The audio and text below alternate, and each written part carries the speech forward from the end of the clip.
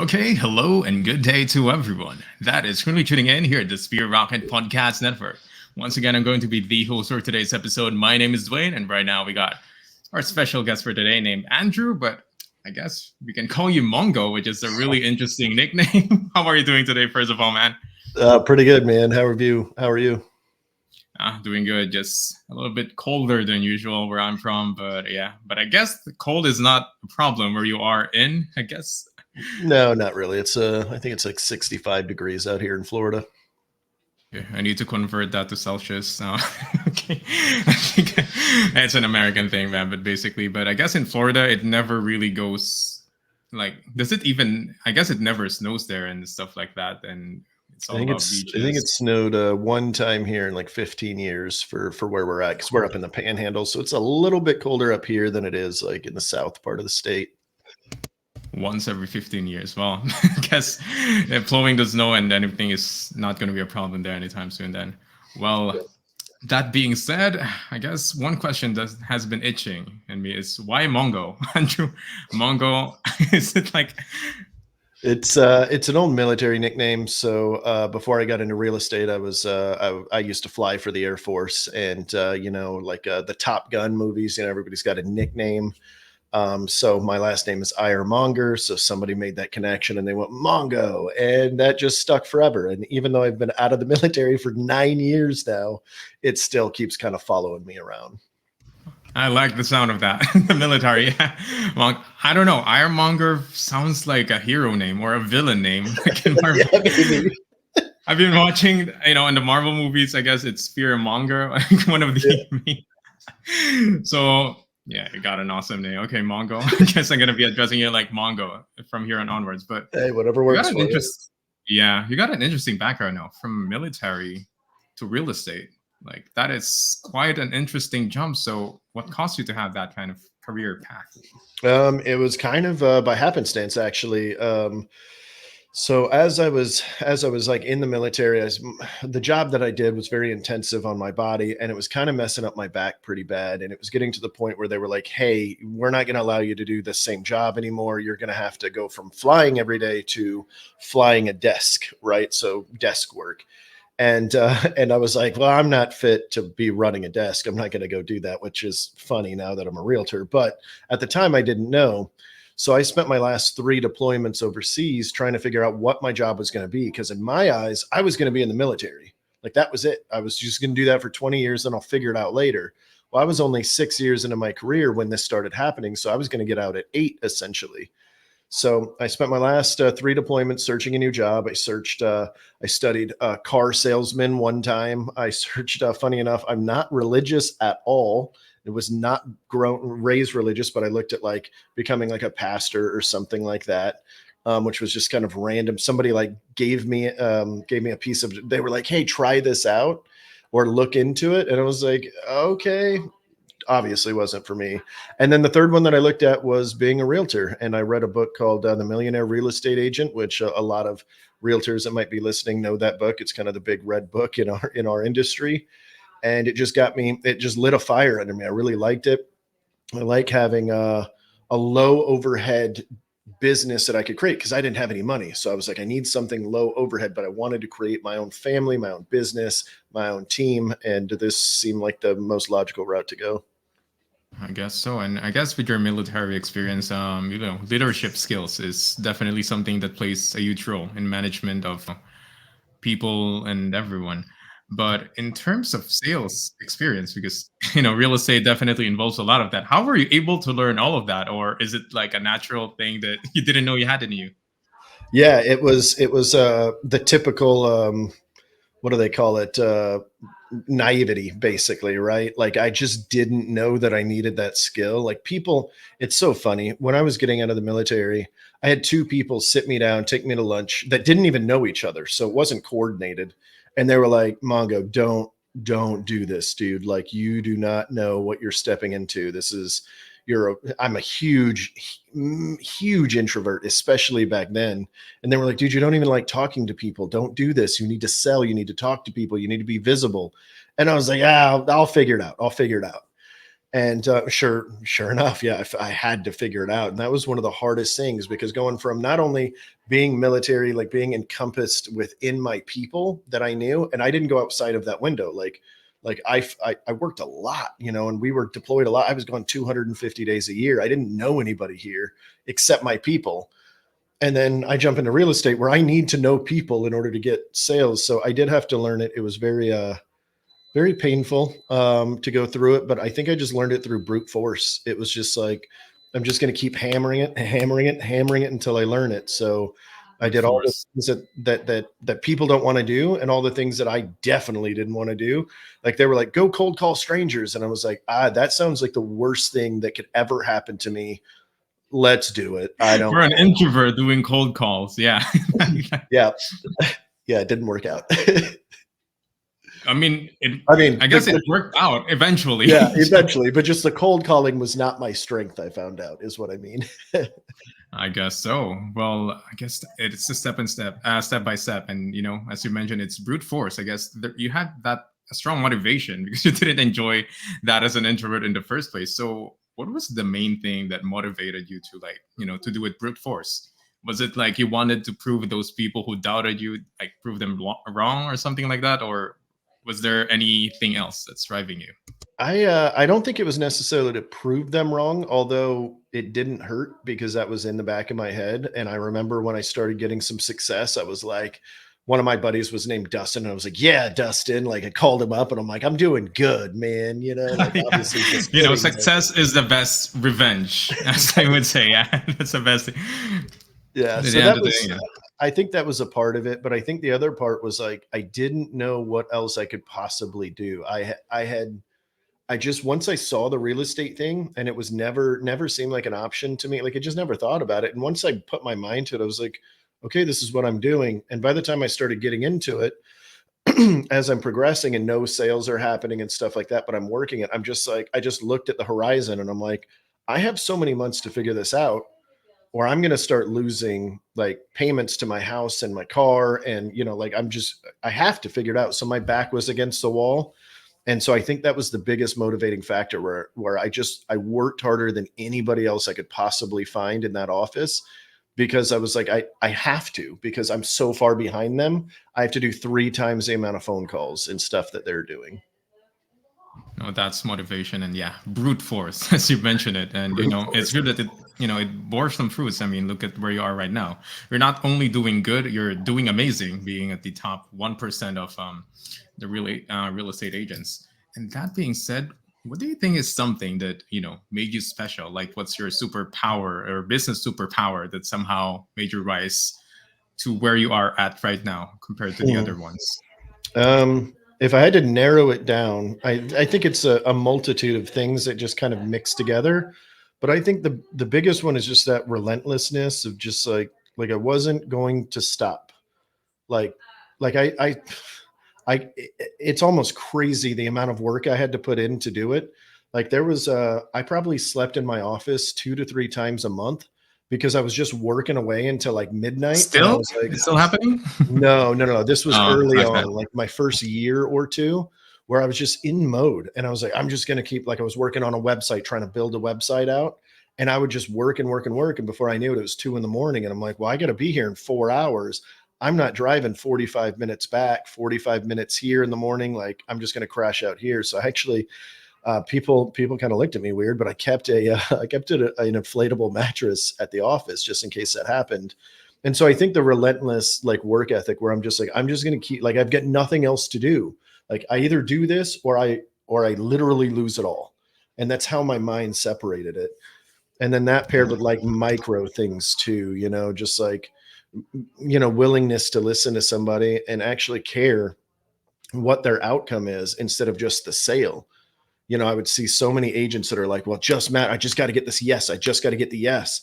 And I'm over here like, I just need to understand their situation so that I can best help them, because the yes doesn't matter unless I can get them successfully to the closing table. And I think that mindset helped a bunch too. I I agree that, like, after sales, you want the clients to be happy, not just close the deal, because it will lead to, I don't know, they will vouch you to other people, and more connections, and it's all about connection in the real estate world. I sure you know that. And you started from the scratch. I mean, you've started from zero, basically from military to real estate. So I guess you really needed to grind hard to maintain that web of connections to get to where you're at right now. And you Yeah. mentioned that you've worked really hard, ended up sleeping at least 3 times in the office. So at which point were you starting to notice that, everything was actually doing great and great, like, the success, as you mentioned it, in your business? Oh, What was the jeez. time? Yeah. I I think it took like a year and a half before it clicked, and I was like, "Oh, like I found a predictable way to do this." But up until that point, like it was brutal. It was scary. I went broke twice. Like so far broke that my account was overdrawn and I didn't have a paycheck in sight. And I was just like, I guess I'm eating out of the cupboard, whatever I have left until this next closing happens. And then the closing would happen and I'd catch up on all my bills. And then it happened again like 6 months later, to the point where I think, you asked a minute ago, like what helped with that success. I hate to admit this, but it's something I tell people a lot when they ask me that question, is like, I think a part of it was my ignorance or my stupidity, if I'm being completely blunt, because like I went so far negative and I was like, I can't do anything else. I just hope something lands here soon. And I just kept working instead of like, I think any most sane people, or, whatever, people that are thinking a little bit more clearly than I might have been, I think they might have been like, well, I got to go drive for Uber or, whatever. I've been here since before Uber, but you get my point. Like I should go do something different to get some stuff. And I just didn't. I just decided to keep going. Yeah, definitely. I mean, imagine yourself giving up at any point of that time. I mean, multiple times, and yeah, you're just gonna lose it all. But I guess you're gonna look back at all the hard work that you made. Like, am I just gonna throw away anything, everything that I work hard and just give up? And you persevered, and now you're here. So, what's your current business right now? Like, how's your, what do you call this? Are you working alone or are you working with multiple agents right now? Yeah, so right now I am a, small team leader. I pushed out of sales last year, so I only sold 4 properties last year. Very, very good friends of mine. Everything else got pushed out to my team, so I'm trying to take over a CEO role instead of a salesperson role. And it's a very small team. We currently have 1, 2, 3, 4, 5, 6, 7, so 8 agents licensed, and then we've got 6 admin or 5 admin. One of them is in house, and then 4 of them are virtual. Okay. And with all of those agents that you've handling, how did it started off? Because you're working as a loan agent when you got started, you're getting all the sales. So how did you get started in terms of employing more people to do more sales for you, and how did you manage it in general? So, about 2 years into my career, so rewind just a little bit. Right early on in my career, maybe 6 months in, I joined a team and I learned from them. And it was a very bare bones team. Like they didn't offer me anything. There were no leads. It was just coaching. It was just kind of help. And I learned a little bit there. And I told them when I jumped on with them, I said, you guys have me for 2 years. That's it. And then I'm going off on my own, because I had my plans already. When I joined this, I joined not to be a solo agent. I joined so I could build a team. That's actually where my mind started. And so when those 2 years were up, I decided to leave. And one of the business partners of that company, of that team, they split up. They had a little bit of a problem, a little situation happened, and they split up. And I was like, hey, this is perfect timing. I'm dipping out too. And then at the time, the girl, Nikki, she was like, hey, let's do this together. Like, I think you'd be pretty good at this. I've got 16 years of experience, so I'll be able to help. So we partnered up and we started the Emerald Group then, and kind of worked our way up. And we started off very slow, just so we added on an agent, then a transaction coordinator, which is backwards. I think you should start with the transaction coordinator first, but we had somebody that was doing it on a cost basis, like per transaction. So I guess we technically had one. And we brought on one agent and he did very well, brought on another agent. She did very well. And a couple of years ago, I think it was like 2018, 2019, something like that, me and her actually split off. Everything's good with us. She's a really good friend of mine, awesome person. It's just, we just needed to go our separate ways. She didn't like growing the business, and that's the only thing I cared about. And I'm almost obsessive with it. So that's what led me to doing it solo from that point on. And there's been multiple iterations. We joke all the time here where we're like, we're on Emerald Group 2.0 because we already had a 1.0. We had an original Emerald Group, then we had a 1.0, and now we're at 2.0 because when you're building teams, like stuff just happens, you know? And so you just got to roll with the punches. And that's our little way of, you know, laughing through it all. Yeah, I mean, at the end of the day, at least it's still a good connection. You know, you can still ask for help every now and then, and yeah, it didn't end in a sour note, basically. Yep. And talking about the virtual, you know, the non-office based employers, what do they usually do in your company or your business? So each one of them has a specialization. We have one that runs all of our social media, Miss Carmen. She does a great job, handles all of our social media, any graphics that we need, anything on Canva. And then she also, for a very small portion of her day, does kind of like almost like executive admin duties where it's like, hey, real quick, I need help with this, or I need help with this, just to take off my plate a little bit. But her primary duty is social media. And then we've got 2 video editors, full-time video editors. That's all they do is just run video. And some of our like miniature marketing, like we push our YouTube videos out to our clients and things like that. So they manage like, I think it is 4 or 5 YouTube channels now, and that's all they're doing, right? So we push a lot of videos out of our area. And then we've got one girl that is an executive assistant to one of my top performing employees or top performing agents. She got to a certain level where she needed some help, so we got her a VA as well. And then we technically kind of have one other, but I don't pay her directly. One of my other agents pays her directly, but I don't really control him or anything. And he kind of does executive admin duties as well, which is really just like anything that they need at the time. Hey, pull these numbers. Hey, post this, you know, help me with posting here, help me, you know, whatever. I see. But, you know, having virtual assistants, it's actually, you know, not so old, you know, it's quite modern, like 10, 15 years ago, they weren't present. So yeah, just a question. How were you able to first, you know, hear about, you know, virtual assistants in general? And I guess you would have some doubts as well because, you know, you don't see them eye to eye and stuff like that. So how were you first heard of that, and how were you able to be convinced to try out one of them? It was actually through you guys, or Sphere Rocket. And I wish I remembered where I found you guys originally. I'm sure it was at an event or something, listening to Justin talk, and you know, Justin Nelson, the owner, obviously, for those that are listening. And I think I chatted with him briefly, and I was just on the fence. I'm like, you know, at the time I'm paying an assistant here, you know, $4,000 a month or something like that, which I didn't quite have that much to really give. I mean, I was making more than that, obviously, but it just didn't feel good. And the more I got to thinking about it, it took me a good couple of months of just being on your guys' Facebook groups and just watching the success of others before I was like, you know what, like we need somebody. Let's just go ahead and pull the trigger.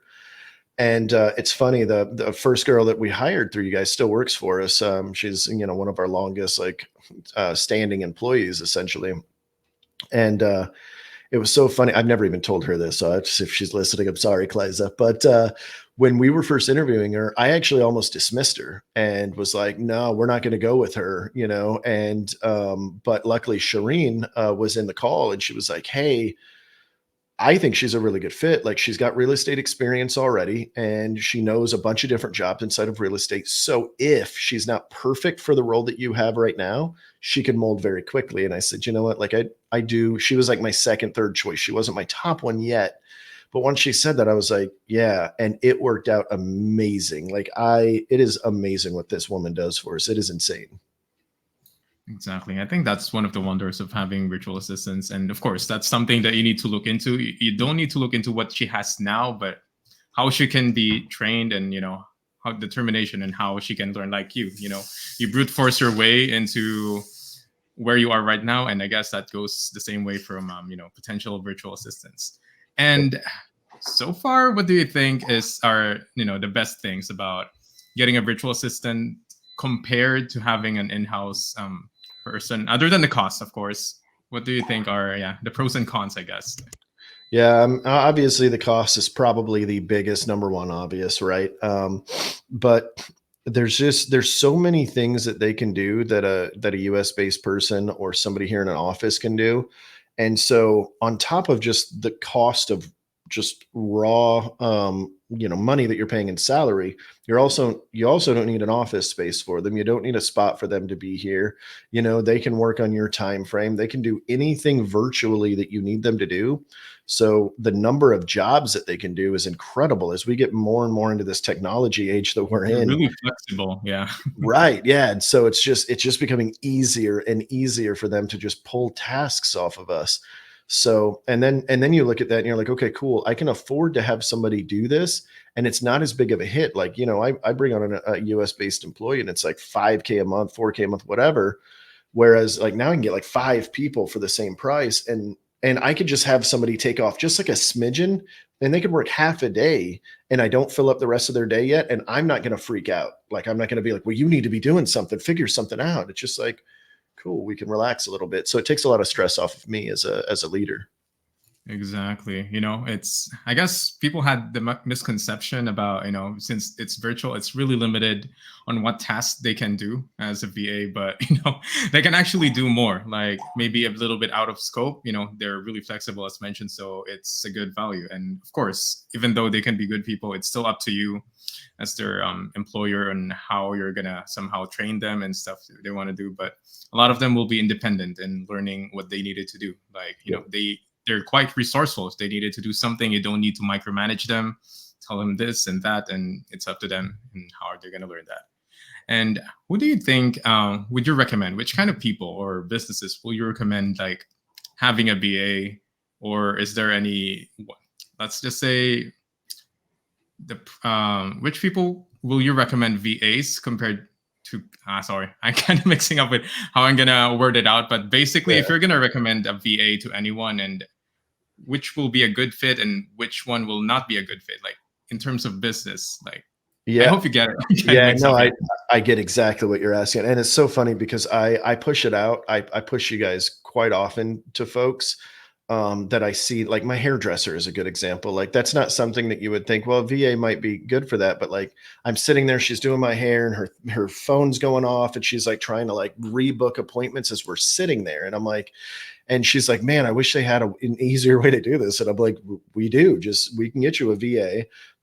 She'll have all of your information. She'll have a phone number. She can call. She can reschedule people. She can set your appointment up. She can let you know that you don't have to come in today because somebody canceled. She can confirm appointments, like run your books for you. Like one person can do all of this. And now you don't have to worry about this. You can be present with your person.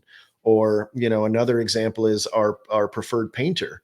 They're a really big painting company here in our area, and he's running like 7 different teams, just constantly going back and forth. And he's also answering the phone and also doing the sales calls. And I'm like, Mike, you got to get on this, man. So they got one, and they're like, holy cow, this is amazing. And now not only is the phone getting answered, the schedule's getting done, the teams are getting moved, but now we're getting marketing done. And now it freed up all of his time to go do more things, higher level things. So I think anybody that needs something in their business, especially in the small business world in general, I mean, the big companies are using it.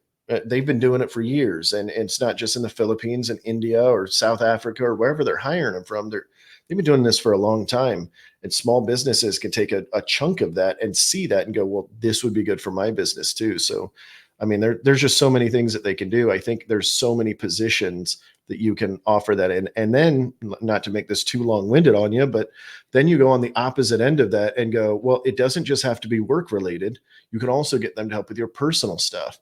You can have, they've got your flight, something like that. Yeah. Yeah. Book your flight, do your travel, do your personal taxes. Like, you can get those like refrigerators. It's got a picture of the inside, right, of your fridge. And they could look at that once a week and go, okay, he needs more of this. He needs more of this, and message you and be like, hey, Instacart's on its way to your house.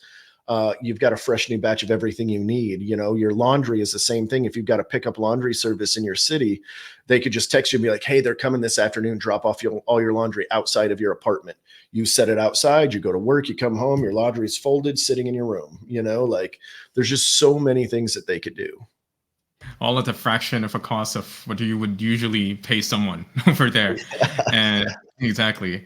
And I guess, it's kind of like the future that we're living at right now. I guess a lot of people is not taking one because they're maybe afraid of change, because a lot of people are afraid of change and changing how they process their business. But it wouldn't hurt to try, just maybe try one VA. It wouldn't hurt, and if it doesn't work out, cut it off. Just as simple Yeah, as that.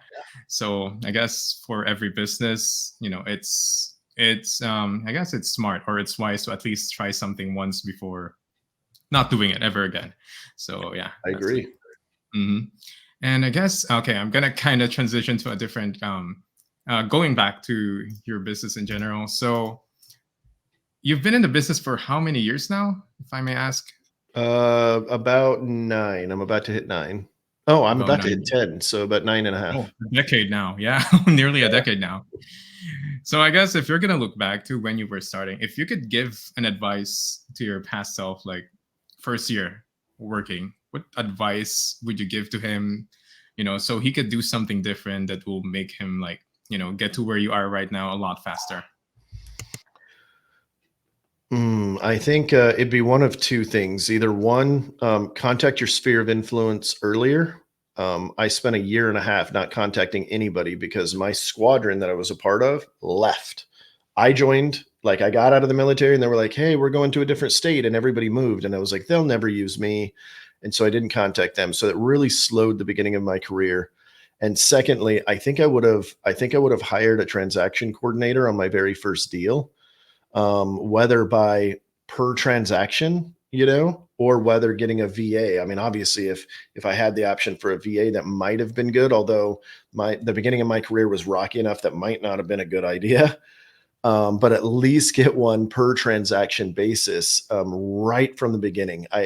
It's incredible how much they take off your plate, right? Especially in an industry where we're good at peopling and a TC is good at paperworking. We don't need to be mixing these two.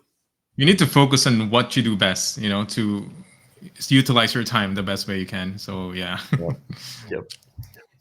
And another thing I would ask, I guess this is kind of like off the business side, but you've been doing this for 9 years. So beyond money, what do you think is something that drives you to do what you're doing right now? I think a lot of it for me is just like what I enjoy doing with the people that I enjoy doing. So, I said earlier that when I started this, I wanted to create my own team from day one. Like that was the only reason I got into this. If I would have read that book and they would have been like, no, everybody does it solo, you don't get to work with anybody else and build those relationships like that, I wouldn't have joined. So I wanted those people around me. And I think for me, the thing that keeps me going is when I see them hit success metrics that they didn't think they could hit. When I take a real estate agent that hasn't been profitable in 2 years and they're trying to figure out what's going on and how to do this, and 3 months later they're starting to get some business, they're starting to get that little glimmer in their eye, and a year later they've completely transformed their business and now they're living life on their terms, earning money at a very high rate, and still living their best life. Or when somebody hands me their 1099 at the end of the year and they're like, dude, I made X dollars. Like, I've never imagined I would make this kind of money in my life. Like, that's what fuels me a little bit, outside of, obviously, the money's great, like, cool, that's awesome. But you need to have a little bit of fuel there. And I think for me, that's the fuel that just kind of keeps it going. Yeah, that you're helping people. Helping people gives you the best kind of happiness. Like material things, once you bought something you want, it will wear off after a few times, like a new car or everything. But when you Yeah. know that you're progressively making other people's lives better, and that is something that will go a really, really long way. So yeah, that's a really noble way to get to it. And going to your business, Andrew, I guess it's Emerald Coast, if I'm not mistaken. That's the name, and that's the place that you're doing, the real estate thing. So, what kind of services do you actually provide, and how can people contact you? Yeah, so the Emerald Group does all residential sales. We do a little bit of commercial, but that's not our specialty. If anybody's out there needing commercial out here, we'll help you, but it's not the best. But it's mostly residential sales and purchases, and we cover everything from Pensacola all the way to Panama City Beach.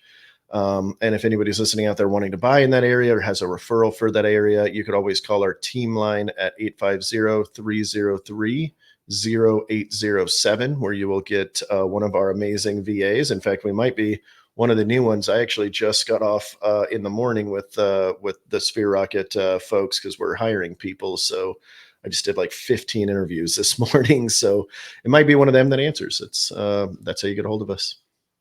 Okay, I guess last one of the last questions I'm going to be having, if you're gonna just an advice to any potential VAs, what do you think would make a VA stand out if you're the one hiring them? What skills do they needed to have, and anything else? I think a lot of that depends on what the position is. For instance, like I said, I just did interviews this morning with you guys, and I'm hiring for an internal sales agent. So somebody that's just going to be slamming the phones all day, getting, we've got a 21,000 person database, just running through that, making sure that everybody's good, everybody's covered, they have what they need. And for their position, there were certain things that I'm looking for that are really good, like their English capability, right? Like that's one big thing that a lot of people push on I get kickback when I'm like, hey, a VA would be really good. And they're like, oh, well, I don't know about the accent. Isn't that going to be difficult? And I'm like, maybe if you get one that has a heavier accent and that is a forward facing role and you think that's going to affect you, sure, right? But like some of them, you can't tell a difference. I just interviewed a dude this morning that I was like, I actually asked him, I was like, are you in the Philippines? Like, do you live here in America? Did you get confused on the, like it was impeccable. And another thing I'm looking for is a really good camera because they're going to be doing video messages to people, right? So like in that role, that's important. So like make sure your camera is looking good, your lighting's looking solid. Because we interviewed a couple of people today that their camera was good, but their lighting was so bad.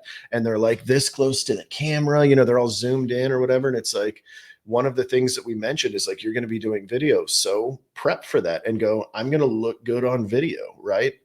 But if it's another role, like a paperwork role, then explain how you're good at that kind of thing, how organized you are. If that's true, if you're not organized, I probably wouldn't say that. Don't lie to them, but go, hey, I'm not the most organized person in the world, and then follow it up with something good, if something comes up Get like things that. done. That's basically it. Yeah. That's amazing. But yeah, I guess for would-be or potential VAs that are watching this, do invest in equipments. Camera plays a role, having a good mic, also helpful. You need to make your first impressions last to your would-be employers, because it could be your one and only shot with that person, and you could just lose it because of just one mishap about your camera and things. So yeah, it's all about the details and it matters. It matters. Exactly. And Andrew, I guess before we end this podcast episode, maybe you would like to have some short messages to, especially to your VAs that's going to be watching this from Sphere Rocket and stuff like that.